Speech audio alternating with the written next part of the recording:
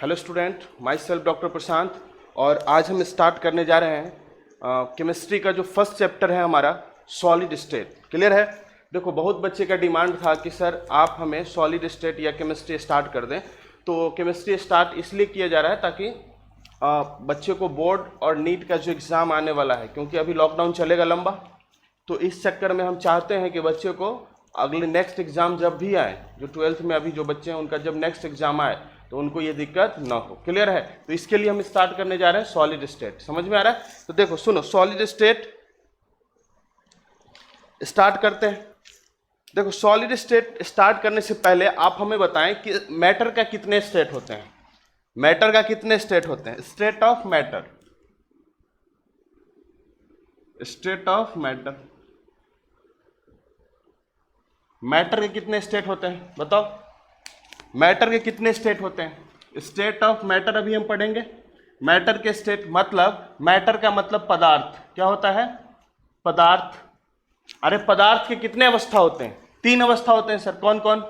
Sir पहला होते हैं सॉलिड, फिर लिक्विड, और ये एक गैस।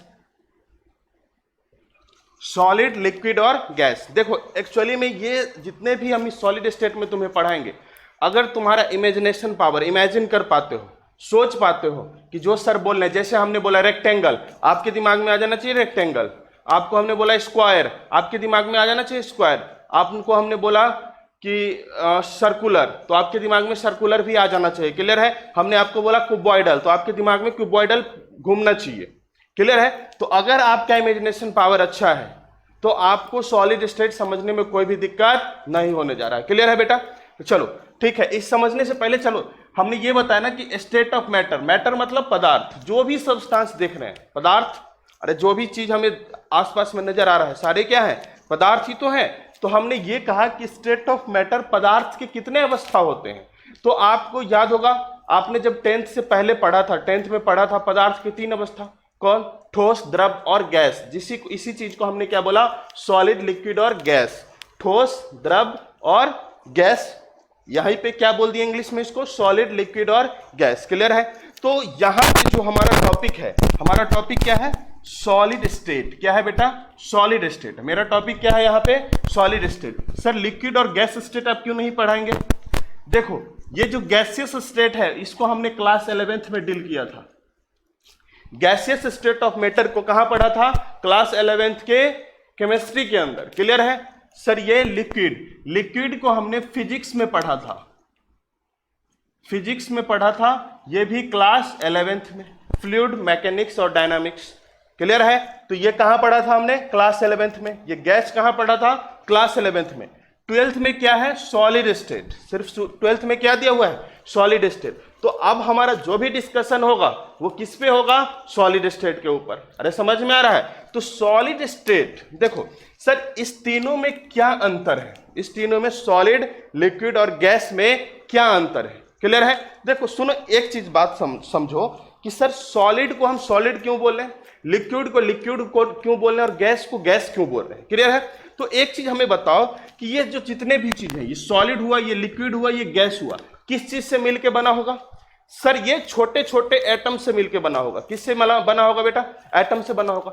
सर मतलब हम नहीं समझ रहे हैं कि मतलब ये है कि ये जितने भी पदार्थ हैं इस स्पेस के अंदर, यहां पे हमारे यहां इस पृथ्वी पे जितने भी सब्सटेंस है वो छोटे छोटे एटम से मिलके बना हुआ है। क्लियर है? जितने भी सब्सटेंस ये छोटे छोटे एटम या उसके मॉलिक्यूल्स के कण से मिलके बना हुआ है, मतलब उसका कुछ ना कुछ स्मॉलेस्ट पार्टिकल्स हैं। अरे क्लियर है?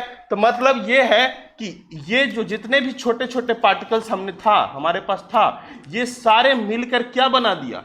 कोई सॉलिड बनाया, कोई लिक्विड बनाया और कोई गैस बनाया। क्या हम कह रहे हैं? समझ पा रहे हैं कि ये छोटे छोटे पार्टिकल्स था हमारे पास, एटम्स, ये छोटे छोटे एटम्स था, ये सारे एटम्स मिलकर क्या बना दिया? ये सारे एटम्स मिलके ये 3 टाइप, सॉलिड भी बनाया, लिक्विड भी बनाया और गैस भी बनाया, सब सेम है। तो फिर सर इसमें क्या अंतर आया कि कोई सॉलिड बन गया, कोई लिक्विड बन गया और कोई गैस बन गया? अरे समझ पा रहे हैं? ये क्या इसमें अंतर ऐसा आया? ये सारे छोटे छोटे पार्टिकल्स एक जगह हमने रखा हुआ था, ये कोई सॉलिड बन गया, कोई लिक्विड बन गया, कोई गैस बन गया, क्यों? क्लियर है? तो आपको याद होगा जब आपने पढ़ा था, एटम पढ़ा था, क्लियर है? तो उस एटम के अंदर आपने 12th में अभी जस्ट पढ़ ही रहा होंगे, क्या है कि इसके अंदर एक फोर्स लगते हैं, उसको कौन सा फोर्स कहते हैं? Electrostatic force of attraction. क्या बोलते हैं? इलेक्ट्रोस्टैटिक फोर्स ऑफ अट्रैक्शन या आयनिक बॉन्ड, या उसको हम सिंपली कह सकते हैं अट्रैक्शन। क्या बोल सकते हैं? अभी के भाषा में अट्रैक्शन बुझ जाओ कि मतलब ये है कि ये एटम और इस एटम के बीच में कोई फोर्स लगता है जो इस दोनों को एक साथ जोड़ के रखता है। या तो वो आयनिक फोर्स ऑफ अट्रैक्शन होगा, या तो वो कोवैलेंट फोर्स ऑफ अट्रैक्शन होगा, या तो वो मेटालिक फोर्स ऑफ अट्रैक्शन होगा, या तो वो वंडरवॉल फोर्स ऑफ अट्रैक्शन होगा। अरे क्लियर है? तो मतलब सर ये है कि अगर इसमें फोर्स ऑफ अट्रैक्शन अगर अच्छा होगा, अरे मतलब समझ रहे हैं, अगर इस दोनों एटम के बीच या जितने भी एटम हैं, इस एटम के बीच में फोर्स ऑफ अट्रैक्शन बहुत ज्यादा होगा, बहुत ज्यादा से ये दोनों एक साथ आएंगे, बहुत ज्यादा फोर्स ऑफ अट्रैक्शन से ये एक दूसरे को संपर्क में आएंगे। इसका मतलब सर ये है कि ये जितने भी एटम यहां पे आपने देखो, ये एटम था यहां पे, सर यहां पे जितने भी एटम था आपने बोला कि ये सारे के बीच में फोर्स ऑफ अट्रैक्शन बहुत ज्यादा होगा। तो सर अगर फोर्स ऑफ अट्रैक्शन बहुत ज्यादा होगा तो ये छोटे से जगह में ही आ जाएंगे। देखो ये छोटे से जगह में ही आ गए। अरे समझ में आ रहा है? ये देख लो, आ गए ना छोटे से जगह में। क्यों? क्योंकि इस सारे एटम्स के बीच में क्या है? फोर्स ऑफ अट्रैक्शन बहुत ज्यादा है। तो बहुत ज्यादा फोर्स ऑफ अट्रैक्शन होने के कारण ये सारे क्या आ जाएंगे? एक साथ आ जाएंगे, बहुत छोटा सा जगह में आ जाएगा। देखो यहां पे एक और प्रकार लेते हैं, यहां पे देखो लिक्विड में फोर्स ऑफ अट्रैक्शन ज्यादा है लेकिन इससे थोड़ा सा कम है। तो देखो ये भी तो बीच बीच में आपको लगता क्या है कि जगह इसके बीच बीच में स्पेस है, क्लियर है? और ये जो है इसके फोर्स ऑफ अट्रैक्शन बहुत नेग्लिजिबल है, van der Waals force of attraction type से है। तो अब एक चीज हमें पता लग रहा है कि ये जो सॉलिड है, लिक्विड है और गैस है, इस सॉलिड के अंदर फोर्स ऑफ अट्रैक्शन ज्यादा है। क्या है? फोर्स ऑफ अट्रैक्शन ज्यादा है। तो फोर्स ऑफ अट्रैक्शन जितना ज्यादा होगा मतलब मॉलिक्यूल्स और एटम्स जितने क्लोज संपर्क में आएंगे वो मॉलिक्यूल्स उतने ठोस बनते जाएगा। अरे जिस चीज को अगर मान के चले एक स्पॉन्ज का बात करते हैं, अपने पास एक स्पॉन्ज होता है, उस स्पॉन्ज को अगर खूब, पहले तो वो लूज रहता है ना स्पॉन्ज। अब उस स्पॉन्ज को हम क्या करें कि एकदम उसको बढ़िया से एक रबर से बांध दे, उसके एकदम बढ़िया से एक रबर से बांध दे। अब वो क्या लगने लगेगा? सॉलिड, ठोस दिखने लगेगा? अरे नहीं दिखेगा। उसी प्रकार से अगर जितने भी मॉलिक्यूल्स थे उस मॉलिक्यूल्स को अगर हमने एक जगह पे बांध के रख दिया, सारे मॉलिक्यूल्स को हमने अगर एक जगह पे बांध के रख दिया तो वही मॉलिक्यूल सब क्या हो जाएंगे? सॉलिड हो जाएंगे, क्योंकि इसका फोर्स ऑफ अट्रैक्शन क्या हो गया? बहुत ज्यादा हो गया। अरे इस दोनों एटम्स के बीच में क्या हो गया? फोर्स ऑफ अट्रैक्शन बहुत ज्यादा हो गया, इसलिए क्या हो गए? सॉलिड हो गए। लिक्विड में क्या था? फोर्स ऑफ अट्रैक्शन था लेकिन इसके उपेक्षा कम था। मतलब यहां पे force of attraction between the molecules is low और यहां पे फोर्स ऑफ अट्रैक्शन नेग्लिजिबल था, नहीं था। क्लियर है? तो यहां पे देखो एक चीज लिख लो, सॉलिड को हम सॉलिड क्यों कह रहे हैं? Because force of attraction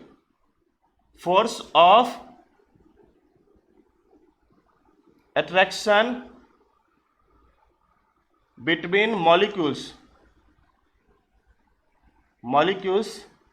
is very high. Clear है? ये लिख लो। यहां पे फोर्स ऑफ अट्रैक्शन क्या होगा? Force of attraction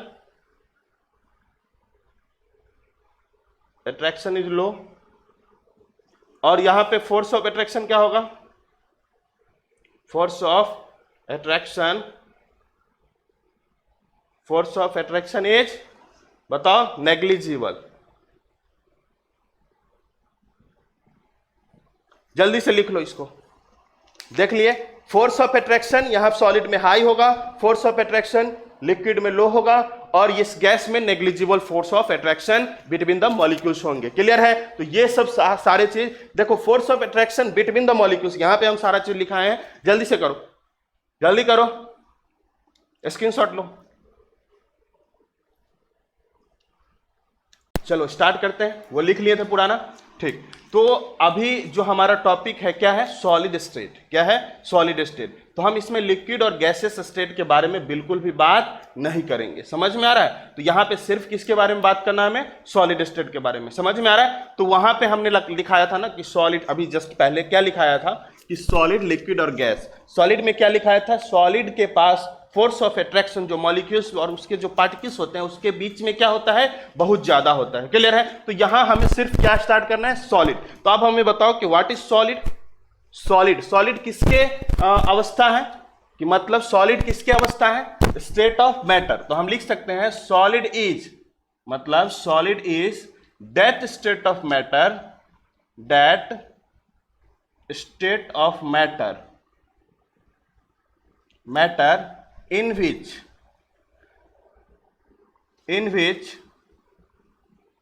which constituent particles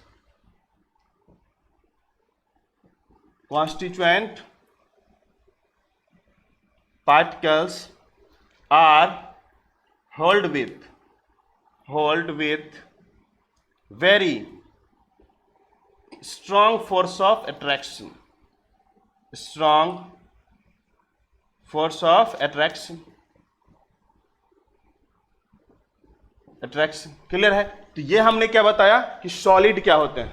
अरे सॉलिड मतलब मैटर के वो स्टेट, अभी जस्ट बताए थे ना इससे पहले, अभी बस डेफिनेशन लिखा दिए कि मैटर का वो state, that state of matter in which the constituent particles are hold with very strong force of attraction. इसमें फोर्स ऑफ अट्रैक्शन जो मॉलिक्यूल्स के बीच में होता है, अभी जस्ट ये बताए थे ना, छोटे छोटे पार्टिकल्स ऐसे ऐसे था, और ये जाके क्या बन गया? ये एक छोटा सा टुकड़ा में कन्वर्ट हो गया। क्यों? क्योंकि इस दोनों, इसके बीच की, इस मॉलिक्यूल्स के बीच में क्या था? फोर्स ऑफ अट्रैक्शन बहुत हाई था, very strong force of attraction. Clear है? तो ये चीज हमने समझा, ये सारे 10th का है। अब हम बात करते हैं प्रॉपर्टीज ऑफ सॉलिड। सॉलिड हम किसको कह सकते हैं? क्लियर है? आपने 10th में पढ़ के आया था कि कौन सॉलिड होता है, तो सॉलिड हम किसको कह सकते हैं, इसी के बारे में देखो। Properties of solid, properties of solid सुनो। सॉलिड में क्या हो सकता है कि सर, और सॉलिड में आपने बोला कि very strong force of attraction. Solid में आपने क्या बोला कि very strong force of attraction. ये हमारे पास बॉल है, तो इस बॉल को शेप, साइज और इसका जो वॉल्यूम होगा, शेप, साइज और वॉल्यूम क्या बढ़ते घटते रहता है?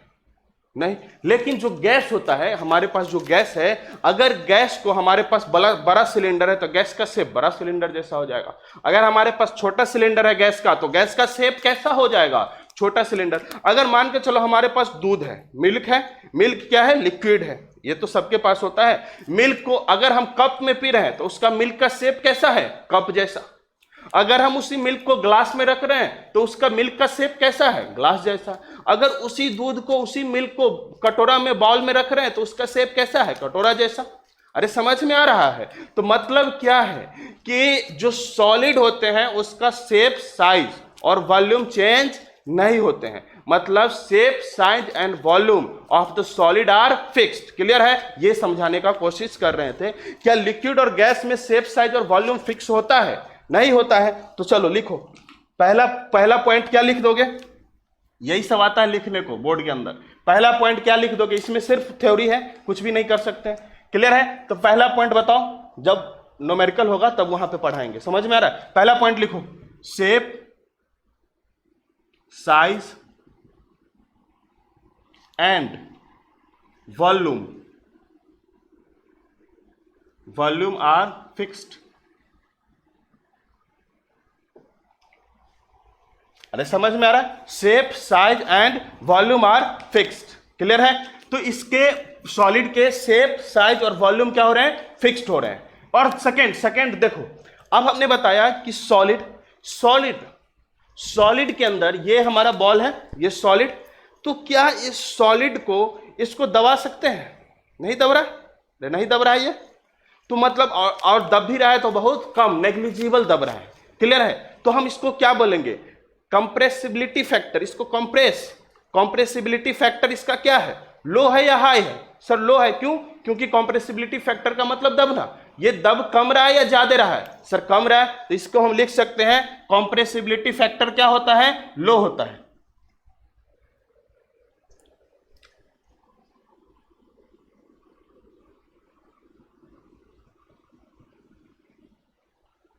कंप्रेसिबिलिटी क्या हुआ? इसका लो हुआ। ये जो हमारे पास ये सॉलिड, मान के चलो ये मार्कर क्या है? सॉलिड है, तो क्या ये लचीला है? जैसे हमारा कंप्रेसेबल जींस होता है ना भाई, वो क्या ऐसे रबर की तरह नमरते रहता है, तो क्या ये नमर रहा है? मतलब क्या ये आगे पीछे हो रहा है? इसका शेप एंड साइज हम चेंज कर पा रहे हैं? नहीं। तो हम इसको क्या लिख सकते हैं? और बताओ। अरे पहले तो हमने लिख दिया कंप्रेसिबिलिटी फैक्टर इसका क्या है? लो है। तो क्या ये फ्लेक्सिबिलिटी है इसमें? क्या आगे पीछे हम इसको कर रहे हैं? सॉलिड को नहीं कर रहे हैं, तो इसका फ्लेक्सिबिलिटी फैक्टर क्या है? लो।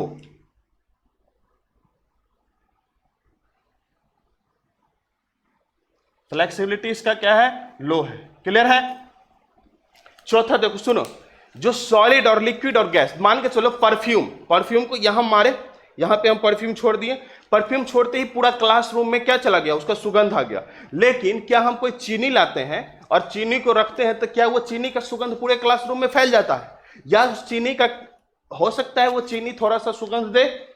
अरे चीनी का हो थोड़ा सा सुगंध अपने एरिया में दे। और वो जो गैस था जिसको हमने यहाँ पे परफ्यूम को छोड़ा, तो परफ्यूम को छोड़ते ही कहां चला गया? बहुत दूर तक चला गया। क्यों? क्योंकि परफ्यूम के अंदर गैसेस है। तो वो गैसेस का डिफ्यूजन, मतलब इसी प्रॉपर्टी को हम क्या बोल रहे हैं? डिफ्यूजन। मतलब कोई चीज अगर हम यहाँ पे परफ्यूम को यहाँ छोड़ते हैं, अगर वो दूर तक फैलते हुए चला जाता है, इसी चीज को हमने क्या बोला? डिफ्यूजन। तो आप हमें बताओ कि सॉलिड का डिफ्यूजन ज्यादा होगा या गैस का डिफ्यूजन? सर गैस का डिफ्यूजन ज्यादा होगा, मतलब डिफ्यूजन इसका क्या होगा? लो होगा। तो इसका अब हमें लिख लो, ये डिफ्यूजन इसका लो होगा। डिफ्यूजन क्या हुआ बेटा? लो हुआ।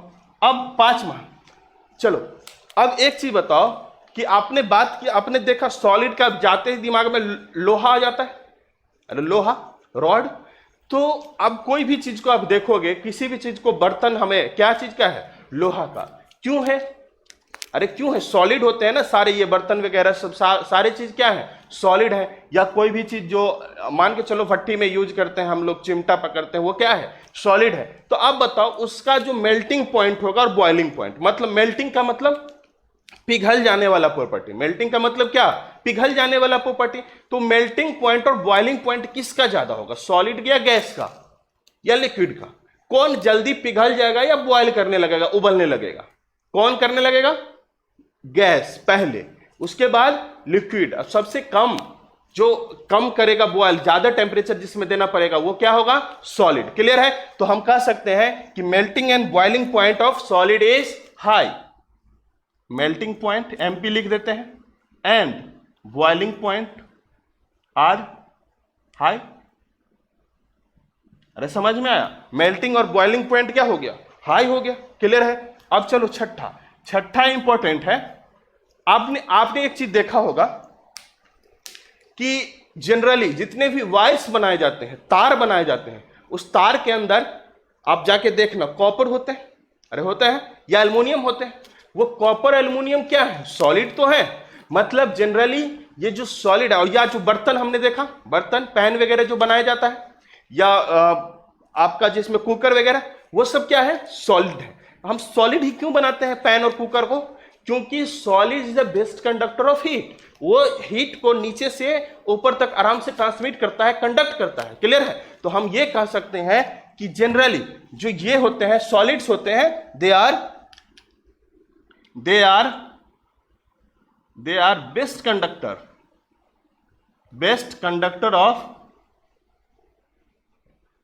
Conductor of heat and electricity.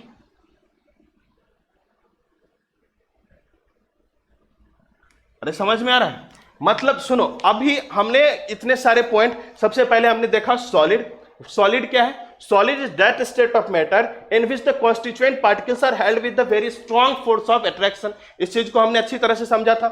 उसके बाद हमने पढ़ा प्रॉपर्टीज ऑफ सॉलिड के बारे में। किसके बारे में? Properties of solid. Properties of solid में सबसे पहले हमने बताया कि ये मार्कर सॉलिड है ना बेटा, ये मार्कर क्या है? सॉलिड है। अगर ये मार्कर सॉलिड है तो इसका शेप, साइज एंड वॉल्यूम कभी चेंज हो पाएगा क्या? नहीं हो पाएगा अपने आप। अरे या तो इसको हमको हीट देना पड़ेगा इसके मेल्टिंग और बॉइलिंग पॉइंट से ज्यादा। क्लियर है? तो हीट देकर ही इसका शेप चेंज कर सकते हैं। तो हम कह सकते हैं shape and size and volume of ये सॉलिड्स आर फिक्स्ड। क्लियर है? तो ये देख लिए।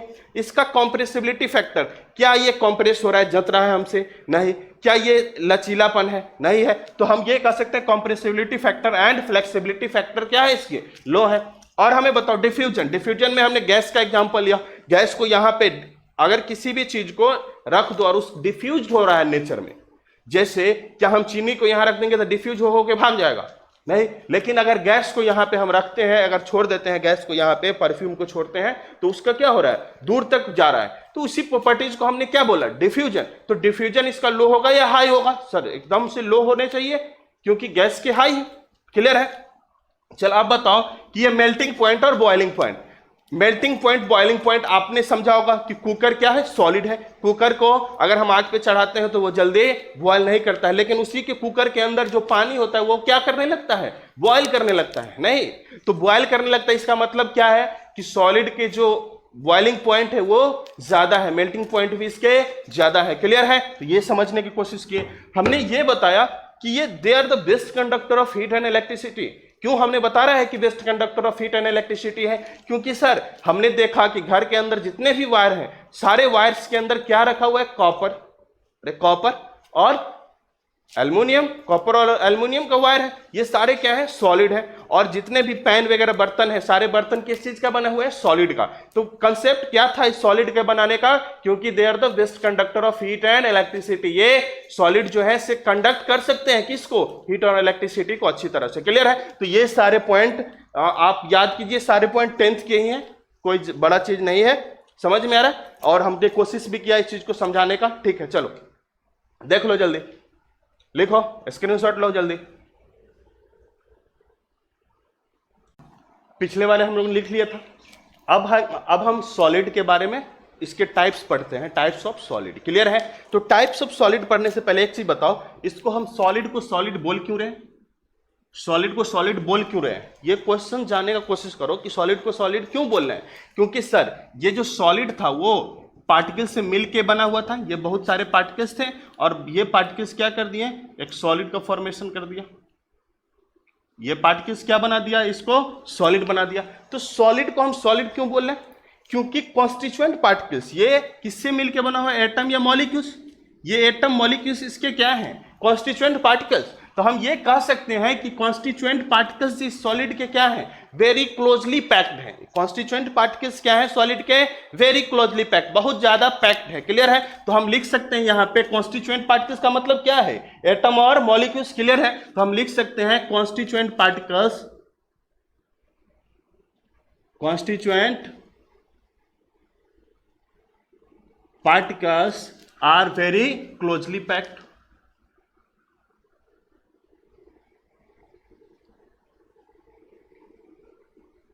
अरे समझ में आ रहा है? कॉन्स्टिट्यूएंट पार्टिकल्स क्या है? बहुत ज्यादा क्लोजली पैक्ड हैं। क्लियर है? तो यहां पे हमने समझने का कोशिश किया। देखो इसी बेसिस पे हमने इस चीज को दो पार्ट में डिवाइड कर दिया। सॉलिड को हमने कितने पार्ट में डिवाइड किया? दो पार्ट में। एक तो हमारे पास है क्रिस्टलाइन सॉलिड, क्रिस्टलाइन सॉलिड, और दूसरा है हमारे पास एमॉर्फस सॉलिड।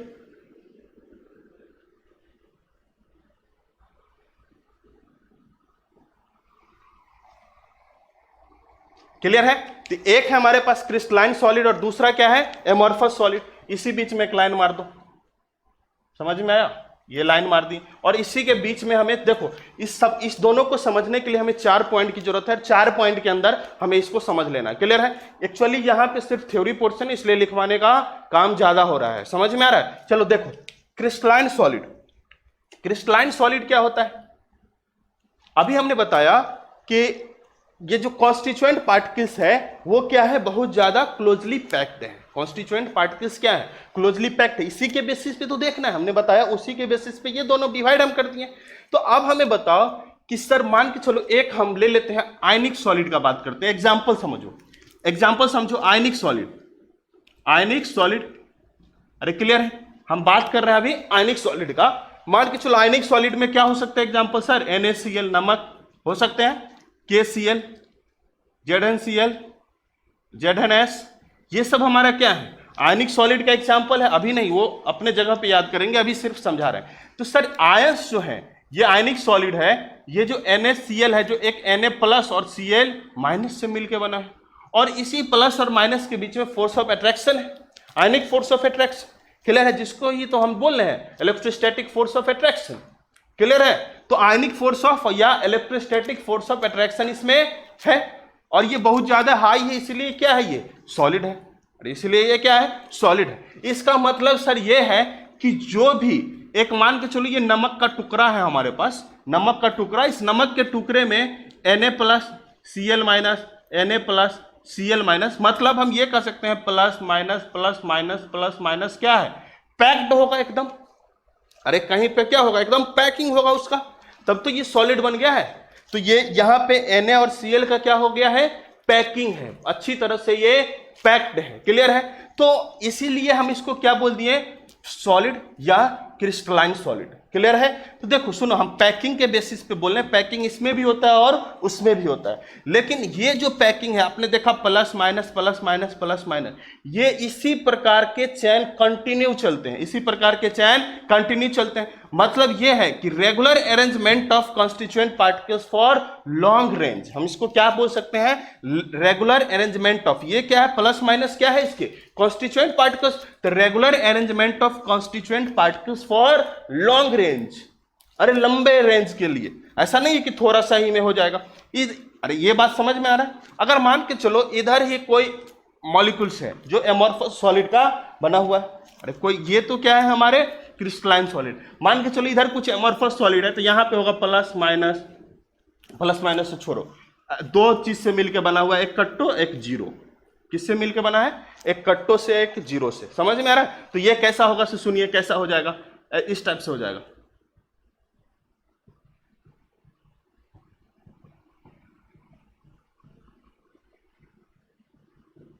मतलब क्या है, आप हमें एक चीज बताएं कि यहां पे देखो, एक चीज देखो, plus minus plus minus plus minus plus minus, clear है। देखो यहां पे हमें जो भी चीज दिख रहा है ये हमें लॉन्ग रेंज तक सिर्फ क्या दिख रहा है, plus minus plus minus plus minus.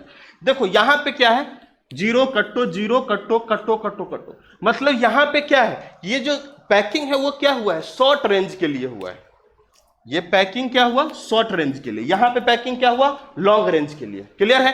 तो हम ये कह सकते हैं कि regular arrangement of constituent particles for, यहां पे क्या है, कॉन्स्टिट्यूएंट पार्टिकल्स का जो अरेंजमेंट किया रेगुलर, प्लस के बाद माइनस, फिर प्लस फिर माइनस फिर प्लस फिर माइनस, तो ये जो हमारा रेगुलर अरेंजमेंट है कॉन्स्टिट्यूएंट पार्टिकल्स का क्या है, ये लंबे दूरी के लिए, लॉन्ग रेंज के लिए है, क्लियर है।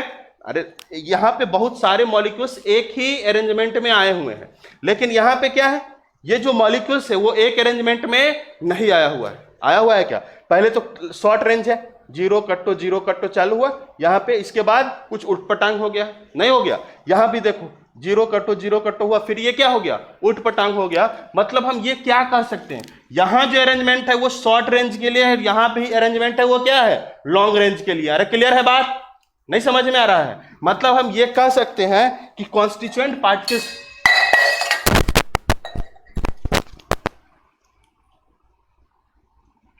कॉन्स्टिट्यूएंट पार्टिकल्स है वो कैसा है, लॉन्ग रेंज के लिए अरेंज्ड है, क्लियर है। तो हम लिख सकते हैं रेगुलर अरेंजमेंट ऑफ, यहां पे लिखो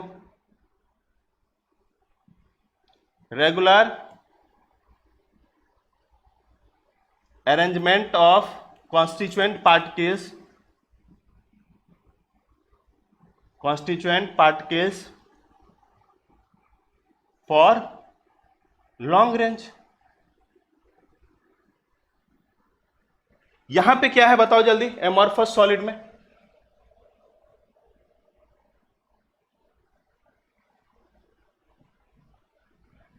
एमॉर्फस सॉलिड में क्या है, पहला नंबर। यहां पे क्या था, शॉर्ट रेंज के लिए था, तो हम लिख सकते हैं regular arrangement of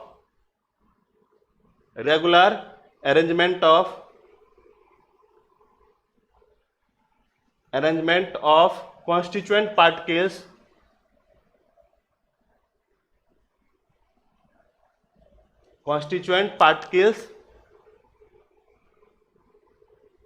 for short range।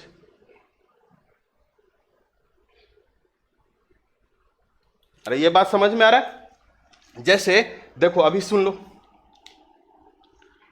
Plus minus plus minus plus minus plus minus, clear है? अरे ये समझ गए, इसके बीच में दे दो प्लस, इस दोनों के बीच में minus, plus minus plus minus plus, हो गया। इस प्लस के नीचे दो plus minus plus minus plus minus plus minus, clear है? तो ये हमें क्या दिख रहा है बताओ कि सर ये तो हमें दिख रहा है इसका क्या है, रेगुलर अरेंजमेंट है, क्या लंबे दूरी के लिए, क्लियर है? यहां पे हमने बताया था एक जीरो कट्टो जीरो,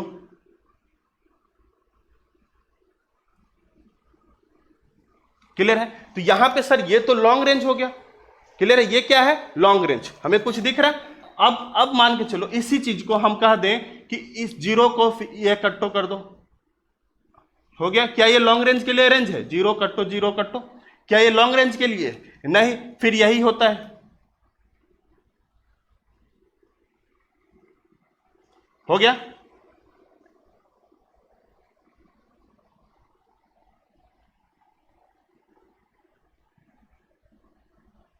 तो क्या इसका कुछ अरेंजमेंट हमें दिख रहा है? नहीं दिख रहा है, या इसको जीरो जीरो कर दो, कुछ भी कर दो, मतलब एक दो इसको अरेंज करो, बाद बाकी को क्या करना है, हमें कुछ भी लिख देना है, समझ में आ रहा? मतलब खिचड़ी बना देना है, क्लियर है? तो यहां पे क्या है, यहां पे एक रेगुलर पैटर्न हमें दिख रहा है, लेकिन यहां पे हमें कोई भी रेगुलर पैटर्न नहीं दिख रहा है, क्लियर है? यहां पे रेगुलर पैटर्न हमें नहीं दिख रहा है, और यहां पे रेगुलर पैटर्न है, क्लियर है? तो यहां पे हमें रेगुलर पैटर्न नहीं दिख रहा है, यहां पे अरेंजमेंट का हमें क्या दिख रहा है, रेगुलर पैटर्न दिख रहा है, क्लियर है? चलो इसी को हम बोलते हैं, दूसरा पॉइंट लिखिए, ये जो हमारा क्रिस्टलाइन सॉलिड है, एक्चुअली में जितने भी क्रिस्टलाइन सॉलिड है, सारे क्रिस्टलाइन सॉलिड को ही ट्रू सॉलिड बोला जाता है। क्या बोला जाता है? True solid. तो ये हमारा क्रिस्टलाइन सॉलिड कैसा है? ट्रू सॉलिड, क्लियर है? चलो नेक्स्ट देखो इधर, सर इसको क्या बोलते हैं, ये अगर ट्रू सॉलिड हुआ तो क्या ये फॉल्स सॉलिड हो गया? नहीं, इसको हम बोलते हैं स्यूडो सॉलिड, या फॉल्स सॉलिड भी बोल सकते हैं, स्यूडो सॉलिड। अरे क्लियर है? तो ये पॉइंट हमने देखा, क्रिस्टलाइन सॉलिड मतलब regular arrangement of atom for long range, amorphous solid का मतलब regular arrangement of atom for short range, clear है? तो ये दोनों मेन पॉइंट है हमारा, लॉन्ग रेंज और शॉर्ट रेंज, क्लियर है? इस दोनों को याद करो, जहां पे हमने समझाने की कोशिश की, ये ट्रू सॉलिड और ये स्यूडो सॉलिड, क्लियर है? चलो नेक्स्ट तीसरा लिखो, जल्दी लिखो, तीसरा बताते हैं, ये लिखो जल्दी, तीसरा बता रहा है। इसके जो मेल्टिंग पॉइंट होते हैं, melting and boiling point are fixed. Sir ये नहीं समझे, मेल्टिंग पॉइंट और बॉइलिंग पॉइंट आपने क्यों बोला फिक्स्ड होता है? सुनिए, मेल्टिंग पॉइंट और बॉइलिंग पॉइंट टेम्परेचर है, जहां पे कोई भी चीज या तो पिघल जाए, मेल्टिंग का मतलब पिघल जाएगा, और बॉइलिंग का मतलब उबलने लगे, क्लियर है? देखो ये जो ट्रू सॉलिड है ना अपना, ये ट्रू सॉलिड आपने देखा होगा कि आपको लिखता है कि जो वाटर है, वाटर का टेम्परेचर बॉइलिंग पॉइंट या उसका जो वेपराइजेशन पॉइंट 100 डिग्री सेल्सियस है। तो वाटर का हम क्यों लिख पाते हैं 100 डिग्री सेल्सियस? केमिस्ट्री में गौर किया है, हमने लिख दिया कि इसके जो टेम्परेचर वाटर का 100 डिग्री सेल्सियस है। या कहीं कहीं आप जब आप 11th या 12th केमिस्ट्री आपको कहीं पल्ले पड़े होंगे, आपको लिखता होगा रेंज टेम्परेचर का, लिखता होगा कहीं कहीं ये भी कि इसका जो मेल्टिंग पॉइंट है 100 से 200 डिग्री सेल्सियस है? मेल्टिंग पॉइंट 100 डिग्री सेल्सियस, कहीं लिख देता है 100 से 200 डिग्री सेल्सियस। बात समझने की कोशिश कर रहे हैं। हमने क्या बोला कि कहीं कहीं केमिस्ट्री के अंदर लिखा रहता है कि इस जो हमारा सब्सटेंस है इसका मेल्टिंग पॉइंट 100 डिग्री है, कहीं कहीं लिखा रहता है ये जो सब्सटेंस है इसका मेल्टिंग पॉइंट 100 से 200 डिग्री है। ये रेंज में है, किसमें है? रेंज में है, मतलब 100 से 200 के बीच में कहीं भी ये पिघल सकता है। क्लियर है? लेकिन इसका टेम्परेचर क्या है? फिक्स्ड है। इसका मेल्टिंग पॉइंट और बॉइलिंग पॉइंट क्या है? फिक्स्ड है। अरे समझ रहे हैं बात? समझ रहे हैं कि नहीं समझ रहे हैं? मतलब अगर किसी भी टेम्परेचर अगर साइंटिस्ट ने अगर इसका फिक्स कर दिया या एक्सपेरिमेंटली हमने फिक्स कर दिया कि ये जो सब्सटेंस है NaCl जो 200 डिग्री पे पिघल जाएगा, तो 200 डिग्री पे ही पिघलेगा। अगर हम बोल देते हैं कपूर है या कुछ भी है, ये 50 डिग्री पे या 20 डिग्री पे, कुछ भी जो टेम्परेचर हमने फिक्स कर दिया इस टेम्परेचर पे ये पिघल जाएगा। मतलब ये 100 डिग्री है अगर फिक्स, तो 100 डिग्री पे ये सारे के सारे पिघल जाएंगे। क्लियर है? लेकिन इसके साथ नहीं होता है कौन? Amorphous solid. एमॉर्फस सॉलिड, आपने एक चीज बताओ, एमॉर्फस सॉलिड में आपने ये चीज देखा होगा, सुनिए एक एग्जांपल दे रहे हैं एमॉर्फस सॉलिड का। प्लास्टिक तो सब लोग ने जलाया होगा। प्लास्टिक जब आप जलाते होंगे तो प्लास्टिक जब जल रहा होगा तो प्लास्टिक में आप एक चीज देखते होंगे, कुछ चीज मुलायम हो रहा है। प्लास्टिक पहले मुलायम हुआ, उसी मुलायम होते होते कुछ पिघल भी रहा है, मतलब कुछ बॉयल भी हो रहा है और कुछ पहले लूज ही हो रहा है। मतलब कोई उसका टेम्परेचर फिक्स नहीं है। उस रेंज में अगर 100 से 200 डिग्री टेम्परेचर दें तो सारे के सारे प्लास्टिक, मान के चलो अगर प्लास्टिक का ये रेंज है तो 100 से 200 डिग्री अगर टेम्परेचर देते हैं उस रेंज में वो क्या हो जाएगा? पिघल जाएगा। अरे समझ में आ रहा है? इसलिए हम क्या बोलते हैं, इसके जो है तीसरे नंबर क्या है, ये क्रिस्टलाइन सॉलिड के बॉइलिंग पॉइंट और मेल्टिंग पॉइंट क्या हो रहे हैं? फिक्स्ड है। लेकिन यहां पे मेल्टिंग पॉइंट और boiling point is in range. ये किस में होता है? रेंज में। Melting point and boiling point is in range, range of temperature. किसके रेंज है? टेम्परेचर के। अरे क्लियर है? तो मेल्टिंग पॉइंट और बॉइलिंग पॉइंट किस में है? रेंज के अंदर आते हैं। अरे समझ में आ रहा है? तो ये एक सेकेंड सर, ये मेल्टिंग पॉइंट, अरे एक एग्जांपल करो मेल्टिंग पॉइंट और बॉइलिंग पॉइंट का। आप केमिस्ट्री कहीं भी पढ़ोगे, केमिस्ट्री में कहीं कहीं आपको दिया रहता है, कोई कोई जब ऑर्गेनिक इनऑर्गेनिक में, कुछ इनऑर्गेनिक में ज़्यादा, इनऑर्गेनिक पढ़ोगे तो टेम्परेचर आप दिया होगा, एनसीईआरटी के अंदर लिखा होगा कि इसका टेम्परेचर 120 है मेल्टिंग पॉइंट, फिजिकल प्रॉपर्टी जब पढ़ाया जा रहा होगा, और लिखा होगा कहीं कहीं लिखा होगा इसका टेम्परेचर 100 से 200 डिग्री है।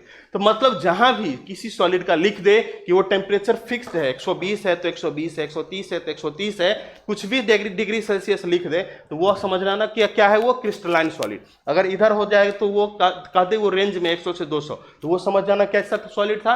Amorphous solid. क्लियर? एक पॉइंट और सुनो, ये सोलिड सॉलिड और ट्रू सॉलिड में थोड़ा सा डिफरेंस हमने नहीं क्लियर किया था। एग्जांपल, ये क्या है? ट्रू सॉलिड और ये क्या है? सॉलिड, ये स्यूडो सॉलिड। तो ट्रू सॉलिड और स्यूडो सॉलिड, सुनिए हमने क्यों बोल रहे हैं ट्रू सॉलिड। सॉलिड का हमने क्या बोला? शेप एंड साइज क्या होना चाहिए? शेप, साइज और वॉल्यूम क्या होना चाहिए? हमेशा फिक्स्ड होना चाहिए। लिखाए थे इससे पहले, फिक्स्ड होना चाहिए। तो अब हमें एक चीज बताओ कि गिलास का, सब लोग शीशा वाले गिलास का घर में यूज होता है, सबके घर में यूज होता है।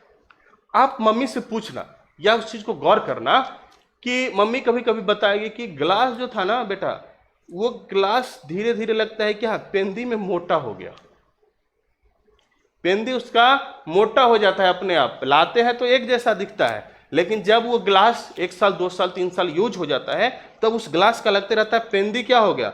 मोटा हो गया, और ऊपर में पतला शार्प हो गया। ऐसा क्यों दिख रहा है? क्योंकि ये कैसा है? सूडो सॉलिड है। और सूडो सॉलिड नीचे में ना, और हम इसको क्या बोल रहे हैं? सूडो सॉलिड को दूसरा हम नाम क्या देते हैं? Super cooled liquid. Super cooled liquid. Super cooled liquid क्यों बोल रहे हैं सर? क्योंकि लिक्विड को ये क्या किया हुआ? बहुत ज्यादा ठंडा किया हुआ है। लग रहा है नाम से सुपर कूल्ड लिक्विड, ये इसलिए तो ये क्या हो रहा है? पिघल पिघल के नीचे आ रहा है। क्लियर है? तो ये इसलिए हम इसको क्या बोले? Amorphous solid is not true solid. Clear है? It is super cooled liquid. Super cooled क्या है? ये लिक्विड है, ये बहुत ज्यादा ठंडा हुआ ये लिक्विड है, ना कि ये ट्रू सॉलिड है। इसलिए हम इसको क्या बोले? Amorphous solid. क्लियर है? तो एमॉर्फस सॉलिड और क्रिस्टलाइन सॉलिड में हमने अभी तक 3 अंतर दिया। पहला कि ये जो हमारा लॉन्ग रेंज तक इसका कॉन्स्टिट्यूएंट पार्टिकल्स पैक्ड है, यहाँ पे जो रेगुलर अरेंजमेंट है वो कहाँ तक है? शॉर्ट रेंज तक है। क्लियर है, ये चीज को हमने जानने का कोशिश किया।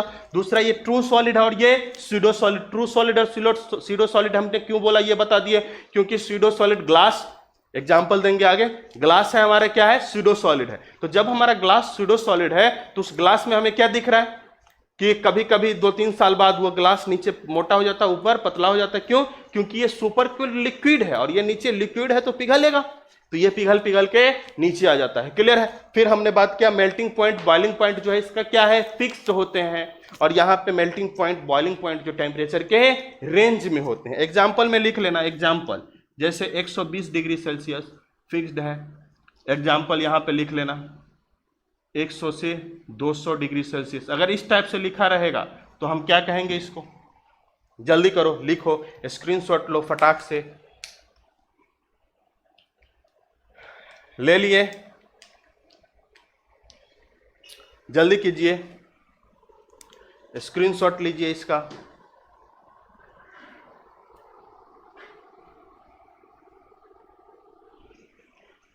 मिटाएं इसको मिटाएं। चलो, एक्चुअली इसी में अगला लाइन है, बोर्ड पे जगह नहीं बचा इसलिए इसको मिटाना पड़ रहा है।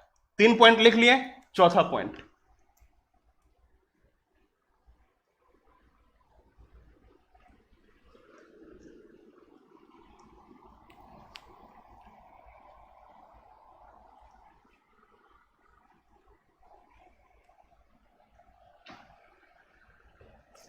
चौथा देखो,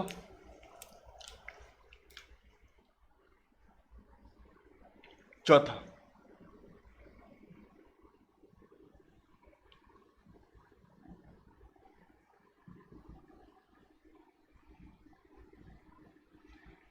क्लियर है, ये एन आइसोट्रॉपिक इन नेचर, और इसमें चौथा लिखो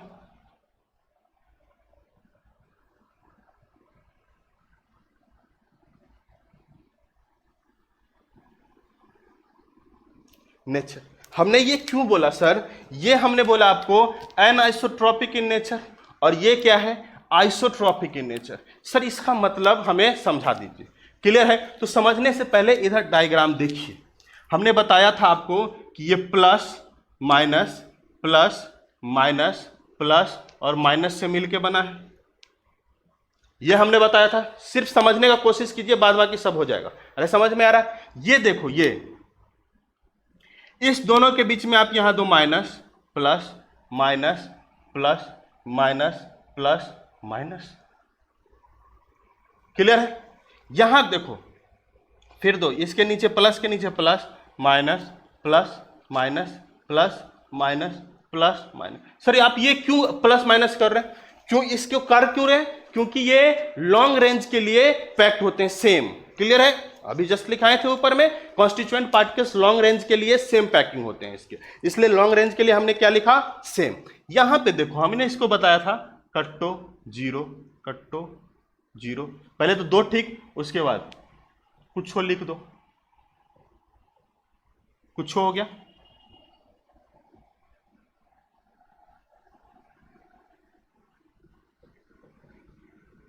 खिचड़ी बना दो। अरे समझ में आ रहा है? चलो और आगे कर लो।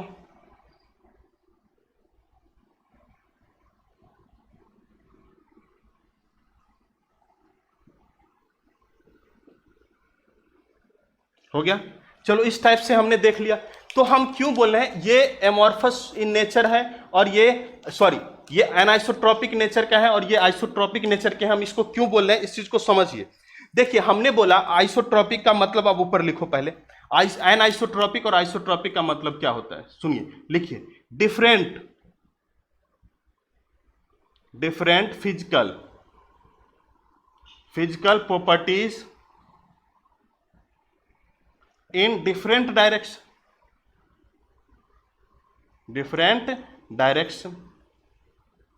क्लियर है। अनआइसोट्रॉपिक का मतलब ये हुआ, आइसोट्रॉपिक का मतलब समझ लीजिए, सेम फिजिकल प्रॉपर्टीज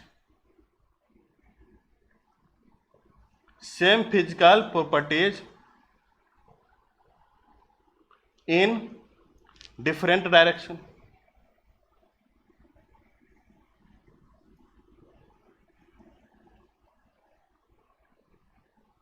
ये हम क्यों लिख रहे हैं इस चीज को समझो। हमने बोला कि एनआइसोट्रॉपिक का मतलब different physical properties in different direction. यहां हम आइसोट्रॉपिक का मतलब बोला कि same physical properties in different direction. Sir ऐसा क्यों हम बोल पा रहे हैं, इसी चीज से हमको इस डायग्राम से समझना है। क्लियर है? देख लो एक चीज देखो, अगर हम इस डायरेक्शन की बात करते हैं, अरे दिख रहा है, अगर हम इस डायरेक्शन की बात करते हैं तो यहां पे जो हमें बाउंड मिलेगा किसके किसके, plus minus plus minus plus minus plus minus plus minus plus minus plus minus मिल रहा है। अरे मिल रहा है ना, हमें बॉन्ड किसके बीच में मिल रहा है, plus minus plus minus plus minus. क्यों मिल पा रहा है सर ऐसा, क्योंकि ये क्या है, ये फिक्स्ड है। इसका क्या है अरेंजमेंट, फिक्स्ड है। इसका अरेंजमेंट क्या है, फिक्स्ड है। इसलिए हमें ये क्या मिल रहा है, ये हमें क्या मिल रहा है, सेम मिल रहा है। यहां पे इधर किस क्या मिल रहा है, सेम मिल रहा है। अब मान के चलो हम इस डायरेक्शन की बात कर लेते हैं, इस डायरेक्शन की देखो, यहां पे हमें क्या मिला, प्लस प्लस प्लस, क्या मिल रहा है, प्लस प्लस प्लस। मतलब इस दोनों के बीच में, इस डायरेक्शन में जो फोर्स ऑफ अट्रैक्शन किसके बीच है, प्लस प्लस के बीच, प्लस प्लस के बीच। क्लियर है? अब हम नेक्स्ट देख लेते हैं, इधर ये माइनस वाले, ये देखो क्लियर है, ये लाइन पे बनाना एक ही जैसा बनता है, बनने में दिक्कत हो जाता है। क्लियर है? देखो माइनस माइनस माइनस, ये जो हमारा लाइन था इसमें फोर्स ऑफ अट्रैक्शन किसके किसके बीच था, माइनस माइनस के बीच। अब हमें तीन चीज निकल के आया, तीन चीज निकल के आया। पहला देखो यहां पे तीन चीज आया ना निकल के। पहला अट्रैक्शन किस किस के बीच में है, प्लस माइनस के बीच में, पहला नंबर। दूसरा नंबर अट्रैक्शन किसके किसके बीच है, प्लस प्लस के बीच में। तीसरा अट्रैक्शन किसके किसके बीच है, माइनस माइनस के बीच में। अरे समझ में आ रहा है, अट्रैक्शन किस किस के बीच में है, प्लस प्लस प्लस, पहला प्लस माइनस के बीच में। दूसरा सर क्यों है, ऐसा क्यों हो रहा है, क्योंकि ये अरेंजमेंट इसका सेम है। अरेंजमेंट क्या है, सेम है। अरे समझ में आ रहा है? तो हमने बताया कि अरेंजमेंट सेम होने के कारण लॉन्ग ड्यूरेशन के लिए, लॉन्ग डिस्टेंस के लिए यहां पे हमें दिख रहा है प्लस माइनस के बीच अट्रैक्शन, यहां पे प्लस प्लस के बीच में अट्रैक्शन, यहां पे माइनस माइनस के बीच के अट्रैक्शन। क्या अब हमें बताओ, जहां पे प्लस प्लस के बीच अट्रैक्शन हो, जहां पे प्लस प्लस माइनस माइनस के बीच हो, और जहां पे माइनस प्लस के बीच में हो, तो क्या तीनों अट्रैक्शन सेम होगा? केमिस्ट्री के स्टूडेंट हो, ये तीनों अट्रैक्शन सेम होगा? सर ये तीनों अट्रैक्शन सेम हो ही नहीं सकता। इसका मतलब सर ये है कि अगर ये तीनों अट्रैक्शन सर सेम नहीं हो सकता तो ये कैसा है, एनआइसोट्रॉपिक। क्यों एनआइसोट्रॉपिक का मतलब ही होता है कि different physical properties in different direction. इस डायरेक्शन में इसका फिजिकल प्रॉपर्टीज कुछ और है, इस डायरेक्शन में कुछ और होगा, इस डायरेक्शन में कुछ और होगा। अरे बात समझ में आ रहा है? इसमें कुछ और फिजिकल प्रॉपर्टीज है, इसमें कुछ और है, और इधर से कुछ और होगा। समझ में आ रहा है? तो इसलिए हमने क्या बोला कि अट्रैक्शन ही मान के चलो। तो इस दोनों के बीच का जो अट्रैक्शन की बात हम कर रहे थे, इधर का अट्रैक्शन कुछ और था, इधर का अट्रैक्शन कुछ और था, और इधर का अट्रैक्शन कुछ और था, क्योंकि हमें यहां से पता चल रहा है। क्लियर है? सर यहां भी तो ऐसे बात है, नहीं है बेटा। देखो यहां पे कट्टो जीरो हो गया। क्लियर है? देखो यहां पे कट्टो जीरो कट्टो कट्टो कुछ कर दो, कट्टो जीरो कुछ कर दो। यहां पे अगर ऐसे ऐसे हम लेते हैं, अगर बहुत सारे होंगे, क्यों ये तो खिचड़ी बना हुआ है, इसका तो कोई अरेंजमेंट ही नहीं है। तो अगर ये खिचड़ी बना हुआ है तो इसका अरेंजमेंट कुछ है ही नहीं, तो सब जगह हमें कैसा दिखेगा, सेम ही दिखेगा। अरे जो खिचड़ी में क्या है, सब जगह ही दिखेगा। चावल दाल सब्जी का कटोरा, तब ना चावल इधर दाल इधर, सब खिचड़ी में सब में चावल दाल सब्जी, सब जहां से उठा लो वहीं चावल दाल सब्जी। क्लियर है? तो खिचड़ी का मतलब होता है सब जगह सब प्रेजेंट है, लेकिन जो अरेंजमेंट होता है रेगुलर अरेंजमेंट, वहां पे सब जगह सब प्रेजेंट नहीं होता है। मान के चलो एक चीज तुम हमें एक बात बताओ कि कोई कुछ हो रहा है, शादी या कोई फंक्शन है, हमने कहा लड़की इधर बैठना है, लड़के उधर बैठना है, बच्चे उधर बैठने हैं।